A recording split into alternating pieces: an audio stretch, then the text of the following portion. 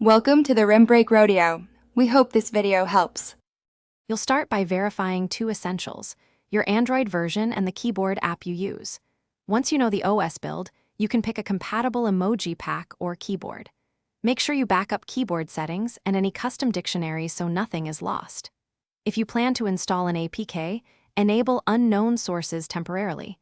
This is only for the install phase. Doing these steps first avoids mismatched fonts and broken apps, so you don't have to repeat fixes later. Next, install a compatible emoji font or a keyboard that includes the emoji set you need. You should choose a package that matches your Android version. Mismatches cause missing icons. Once downloaded, use a file manager to install the APK and grant the necessary permissions. After installation, go to Settings, System Languages, and Input and make the new keyboard or font active. This step ensures apps render the new glyphs.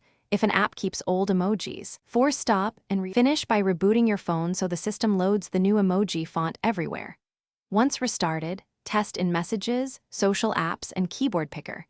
If emojis remain missing, clear the cache of affected apps or uninstall and reinstall them. This forces re-rendering.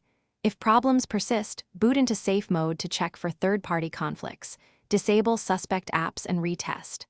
One key troubleshooting tip: if an update later overrides the font, repeat install steps or switch to a keyboard app that bundles.